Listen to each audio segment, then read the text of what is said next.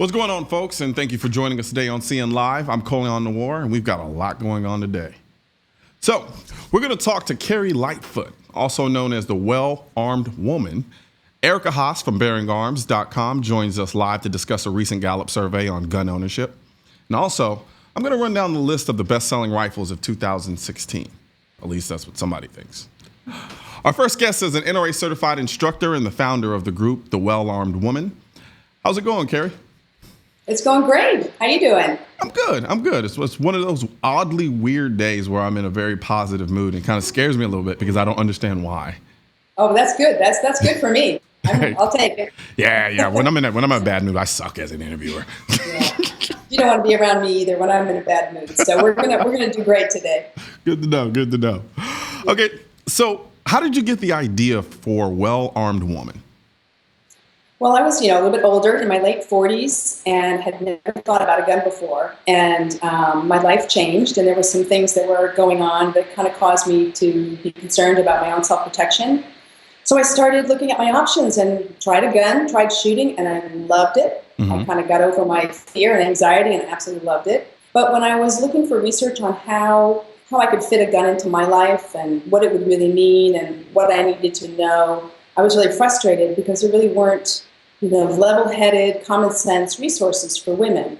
The industry naturally is so geared toward men. So what I found, was either the real kind of over-sexualized side of guns, and really? that didn't speak to me then. Or it was a little bit kind of condescending, or a little bit like, here, little lady, here's what you need to know. And so I was frustrated, and I knew I wasn't the only one to be frustrated. So I kind of chewed on the idea for a while and felt that there was a need for some kind of straightforward, really respectful resources for women. So that's what motivated me to get started. It's awesome. So for people who don't understand, what does, when you say well-armed woman in terms of a programming structure, what does that entail? Is it the website? Is it a holistic approach to just women's entry point into firearms? It really is a holistic approach, and that was really my aim, was to create something very comprehensive. So we're really very multifaceted, and the Well-Armed Woman is actually two different entities. We are the Well-Armed Woman, which is the website, which is content, resources, products. I design holsters for women for concealed carry. So the website is kind of the hub. Okay. And then after my first year with the Well-Armed Woman, it was really clear to me that women were hungry to gather together and, hungry for the opportunity to go shoot comfortably. So then I started the Well-Armed Women Shooting Chapters program, which is a 501c3 nonprofit that is groups of women that get together each month so that they can deal with their questions, their issues together, and then train together to kind of hone their skills. So we also provide instructor certification. Okay. So my aim was to kind of influence the industry, kind of help the training side of the industry really meet the needs of women. So we certified about 325 female instructors around the country that are just really cued into what makes women different and how the training might be different for them. So from the standpoint of from a training perspective, right? Like I know for me, like when I go get massages, I don't like getting massages for men. So personally, I want a female masseuse. Is that the concept behind having a female instructor when it comes to women, or is there something that I'm missing? Because I'm a man, so I don't know very much of anything.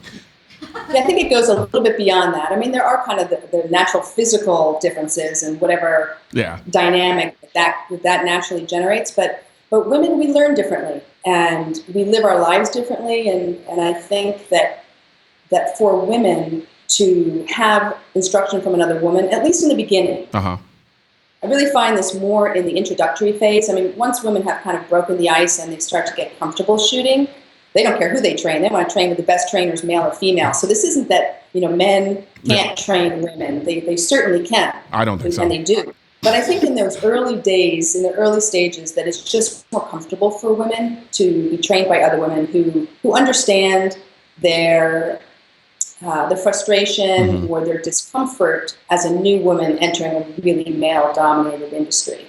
I can tell you from my experience personally in teaching several women how to shoot over the course of my my shooting experience. I don't do a very good job. It usually kind of devolves into screaming and yelling, and me telling you, you're not listening, and they're like, you are listening, you're just teaching badly. It could be that. But women really process information differently. Yeah. Our brains are different, and they function differently. So when we receive information and we need to process it, we need to really work through it and talk through it, and be comfortable to ask questions, because that's one of the areas I think women are really intimidated is in asking questions, because they don't want to feel stupid. Yeah. And for them, it isn't about being stupid. It's about understanding a whole new world, a whole new language, a whole new mindset.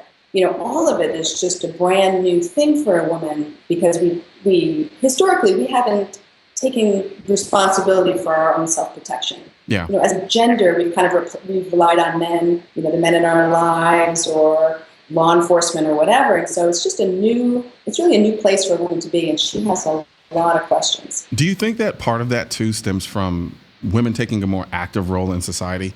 So for instance, and tell me if you think I'm wrong, but I know, during a certain period of time, many women weren't necessarily out and about leaving the home. There was kind of a more, those overt patriarchal structure of, woman stays home, takes care of the home, man goes out, works, does all that stuff. And as women have kind of progressed more towards being out and about, taking care of the home, and then still being out in the workforce, so forth and so on, they find themselves in a position where they have to be responsible for their own safety by themselves, because there's not going to be anyone else there to do it for them. Do you think that played a part in it as well? Yeah, no, I think that's true. And I think that there's that reality as women. I mean, many of us are single, and many are professional, moving in and out through our lives and traveling more. And there's a level of independence that I think women have now that, back then they really didn't. Yeah. And so, to function safely and move through our lives, we have to be able to protect ourselves. Absolutely. I also think that the news and violence, it's just so in front of us. The 7-day-a-week, 24-hour news cycle, you kind of can't dodge it. And the reality that, women are the target. Women are the prey in violent crime. The majority of violent crime is perpetrated against women. And so we kind of can't pretend that isn't so. We have to face that reality, because we see it every day. And I think for many women, they'll see the news story, or they'll hear of something that happens, and we just naturally, because we're very empathetic, we're very empathetic beings, and we go, well, what if that was me? What would I have done if that were me? And there just aren't a lot of options, for us to really know that we can take care of ourselves. Absolutely. One of the things I also noticed among a lot of women I've talked to when it comes to firearm ownership, the women who are naturally kind of averse to it, like, I don't really want to own a firearm because, I don't want to use it and things of that nature. All women don't talk like that. But what I've noticed is when you put in front of a scenario where it comes to defending somebody that they love, it's not even a question. It's just immediately, it's like, yeah, of course, give me a gun. Do you find that to be the case in a lot of women that you end up dealing with? Yeah, and I've seen some of your kind of on the street interviews, when you're talking with people. You did a video on that. It was fascinating to watch that, by the way. But I think, women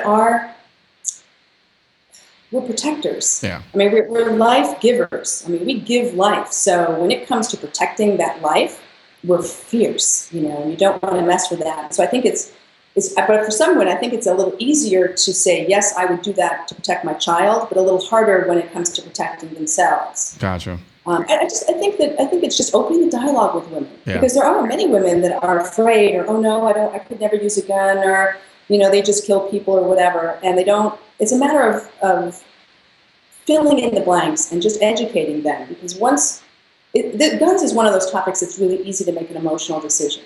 And not dig into the realities of it and the information that's out there. And I think once women do, and we see that with the chapter program every single day, where women will come in very hesitant with these, perceptions of what a gun is. And it's really not for me.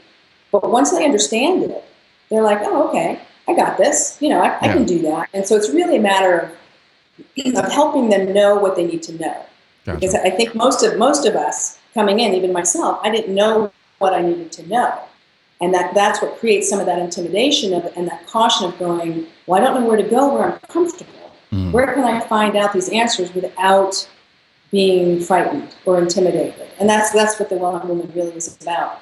Gotcha. I'm going to take a quick break, but when we come back, I want to kind of dive into the issue of children.